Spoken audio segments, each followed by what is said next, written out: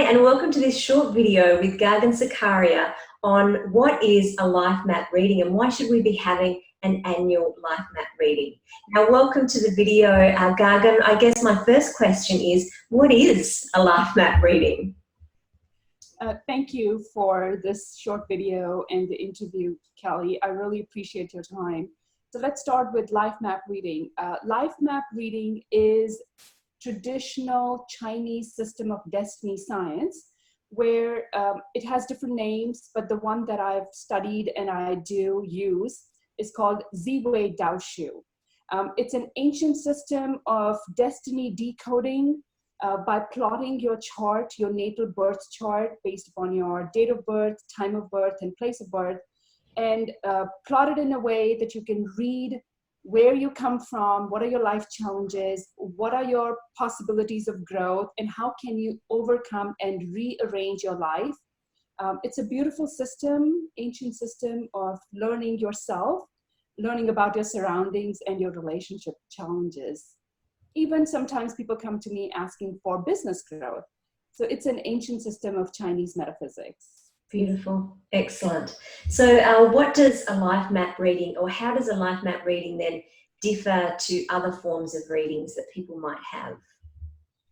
There are a lot of different kinds of readings, like intuitive readings, tarot readings, oracle readings. They fall under the category of divination, where you hone into your intuition and you do a reading through channeling system. But Zi Wei Dou Shu is a very calculative method of plotting the charts, understanding how they fall on your 12 palaces, on your birth chart, and what does it really mean? How does it influence your character? How does it influence your relationships? What are your wealth potentials? What are your challenges with your children or your spouse? What kind of career aspirations do you have, and how much success can you actually achieve in your life? So it really is a very calculative method of deciphering your life and kind of figuring out your blueprint of success. Wow, I like that. That's excellent. So why do you then have a preference for Zi Wei Dou Shu over some of the other forms? What is it that attracts you to this form in particular? Very interesting. Even though I was born and brought up in India and was exposed to Indian Eastern aspects and modalities of wisdom and calculation, especially Vedic astrology, in the last couple of years, I would say about 10 years ago, when my actual attunement and journey started, I was more fascinated by Chinese metaphysics. And I sometimes joke around this concept that maybe I was an old Chinese woman in a past life. So there's this inner soul that attracts me towards Chinese wisdom.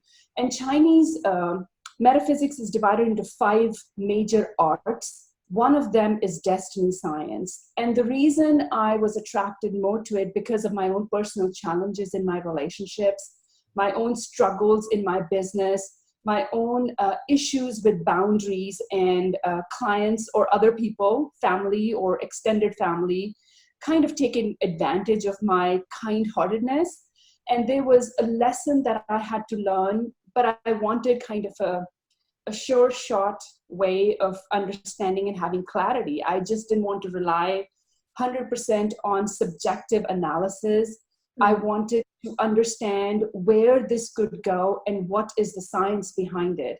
So Zi Wei Dou Shu is also known as Flying Star Astrology or Purple Star Astrology.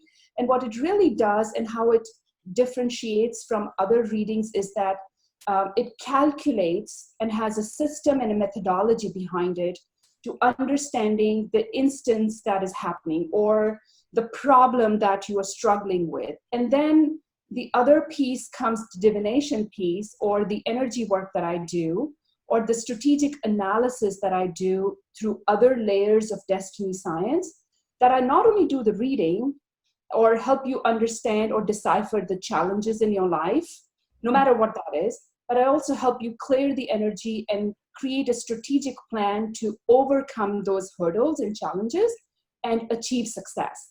So there are 2 parts to it. One is the deciphering part. The second is the game plan to success. Yeah. Excellent. No, that's good. So I guess in light of that then, how often should we be having a life map reading? Is this a once in a lifetime thing, or is this something we should be doing on a regular basis? And if so, how regular should we So be having one? it's quite interesting. You know, my journey took me to a very different route. You know, I believe people come to me no matter what channel they come, you know, whether they're referred or they find me through the internet or they just know who I am. When they're ready for a life map reading, the conversation just goes in that direction, just automatically. You know, it's a divine design, I believe, where it's a synchronicity that happens that we might be talking about business at a multi-million level, you know, concept. And then the challenge is kind of deviated towards the conversation of having the metaphysical conversation. And then Zi Wei Dou Shu kind of comes in between. Mm-hmm. So going back to your question, how often, I believe that when you are in that phase of challenge or struggle and you don't know what the answers are, you're still seeking, it's a really good way to do a life map reading to understand that what's your challenge, but how can you grow with it? Because there is a karmic debt that you have an entanglement with, and it could be because of your own past life karma or your current life choices, but you are at that point that where you're seeking guidance to grow spiritually, intellectually, emotionally, or even physically. A lot of people come to me because they have health challenges.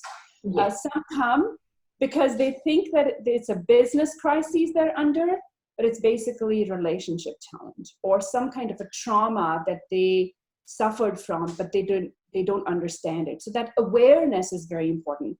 So Yes. a basic life map reading with me is not a 1 hour or a 90-minute reading session. It's a 90-day journey with me. Yeah. So we overcome all the challenges. We uncover what is the issue and how can you grow with it.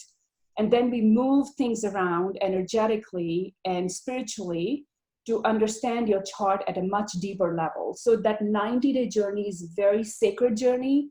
So people will start with that journey. Mm-hmm. And then it uncovers not only your natal chart, your birth chart, which is your entire life, but it also will uncover your decade cycles.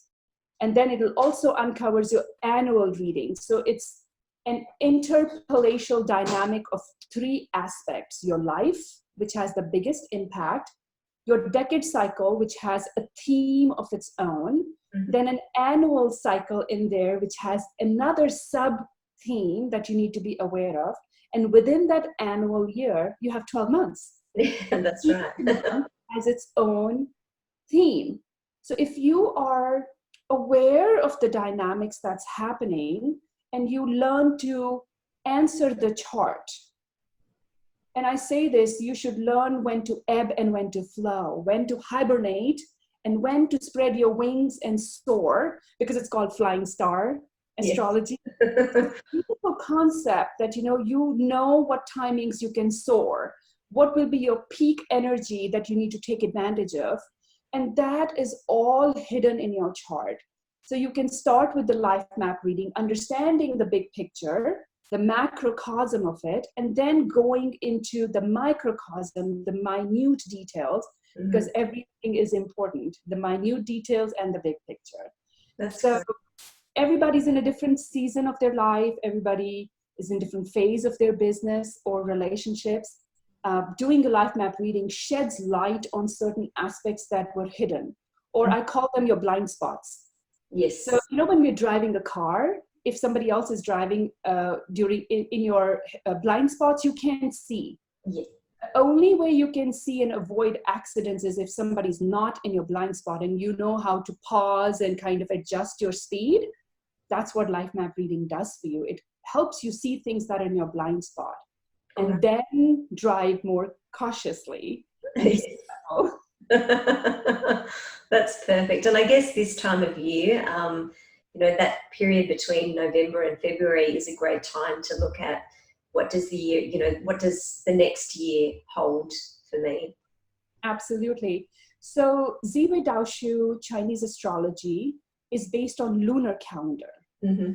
It's not based on solar calendar. So it's aligned to Chinese New Year, which normally happens in either end of January or mid February. So next year, when the Chinese New Year happens, that's when the true energy, the lunar calendar shifts for the next year. And I think most people, as we hit the holiday season or we are ending our solar calendars, we kind of tend to reflect and see how the year went, and we start writing our goals for the next year.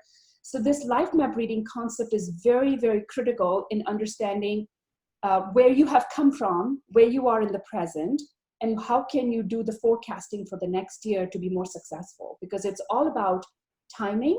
It's all about your environment. So, you know, when a lot of people will understand what feng shui is, and no matter which school you come from as a feng shui master, I believe all different feng shui masters and schools are cousins of each other. You know? They all come from the same lineage and same background, but they have chosen to stress on different aspects of feng shui. The same goes for Zi Wei Dou Shu. You know, there are two different schools of Purple Star Astrology or Chinese astrology for Zi Wei Dou Shu. One is the northern school and one is the southern school. One is called Xihua, one is called Sanhei. And I was fortunate enough, and I still have my teachers in touch with me, that I was given the opportunity to learn from both masters, belonging to both schools. So what the beauty that I have in my system is that I take the best out of all the schools and I blend it together to serve my client. Wow, that's great. I'm not sure if this is correct, but one of the one form wasn't public, or wasn't, you know, it was very rare to be able to actually access that information. Is that correct? Yes, it's the history behind Zi Wei Dou Shu. So Zi Wei means the emperor. That's the Chinese translation of the word. Zi Wei means the emperor. And Dao means the constellations, and Shu means the calculation. So Zi Wei Dou Shu was a sacred, hidden, very private form of astrology, only accessible to the emperor. Wow. That's the history behind it. Public, common man didn't even know it existed, did not have access to the scriptures or the forms of writings that somebody could read and understand.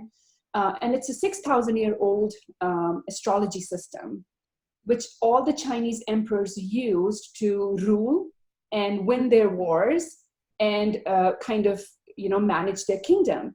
But it was in the last couple of 100 years that it kind of was given or released to the public.